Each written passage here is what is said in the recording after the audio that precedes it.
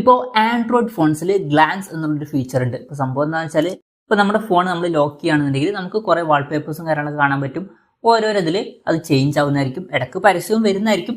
എന്തായാലും ഇങ്ങനെ ഒരു ഇൻട്രസ്റ്റിംഗ് ആയിട്ടുള്ള ഫീച്ചേഴ്സ് ഉണ്ട്. അപ്പം ഇതിൽ നമുക്ക് ഇഷ്ടപ്പെട്ട കാറ്റഗറീസ് സെറ്റ് ചെയ്യാവുന്നതാണ്. അപ്പം ഈ ഒരു വീഡിയോയിൽ നമ്മൾ നോക്കാൻ പോകുന്നത് ഇപ്പം ആൻഡ്രോയിഡ് ഫോൺസിലുള്ള ഗ്ലാൻസിൽ നമുക്ക് ഇഷ്ടപ്പെട്ട കാറ്റഗറീസ് എങ്ങനെ സെറ്റ് ചെയ്യാം എന്നുള്ളതിനെ കുറിച്ചിട്ടാണ്. അതിന് വേണ്ടിയിട്ട് സെറ്റിംഗ്സ് ഓപ്പൺ ചെയ്യുക.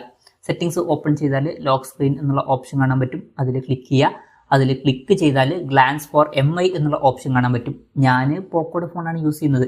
പോക്കോയുടെയും റെഡ്മിയുടെയും ഫോണുകളിൽ സെറ്റിംഗ്സ് ഇങ്ങനെയാണ്. ഇപ്പോൾ റിയൽമിയുടെ ഫോണുകളിൽ ഗ്ലാൻസ് ഫോർ റിയൽമി എന്നാണ്. അതുപോലെ തന്നെ ബ്രാൻഡുകൾക്ക് അനുസരിച്ചിട്ട് ചെറിയ വ്യത്യാസം വരുന്നതായിരിക്കും. എന്തെങ്കിലും കൺഫ്യൂഷൻസ് ഉണ്ടെന്നുണ്ടെങ്കിൽ ഇവിടെ സെറ്റിംഗ്സിൻ്റെ ഫസ്റ്റ് പേജിൽ സെർച്ച് സെറ്റിംഗ്സ് എന്നുള്ളത് കാണാൻ പറ്റും. അവിടെ ഗ്ലാൻസ് എന്നുള്ളത് സെർച്ച് ചെയ്താൽ മതി.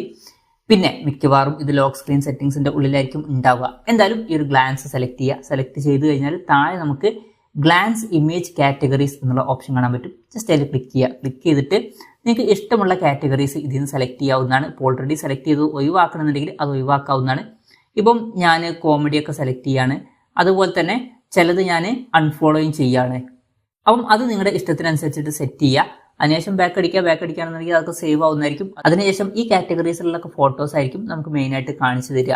അപ്പം ഇങ്ങനെ നമുക്ക് ഗ്ലാൻസിന്റെ കാറ്റഗറീസ് ആൻഡ്രോയിഡ് ഫോൺസിൽ സെറ്റ് ചെയ്യാവുന്നതാണ്. ഈ ഒരു വീഡിയോ നിങ്ങൾക്ക് യൂസ്ഫുൾ ആയി എന്ന് വിചാരിക്കുന്നു. എന്തായാലും ഈ ഒരു വീഡിയോ പറ്റിയിട്ടുള്ള നിങ്ങളുടെ ജെന്യുവൻ ആയിട്ടുള്ള അഭിപ്രായം ജസ്റ്റ് ഒന്ന് കമന്റ് ചെയ്യുക.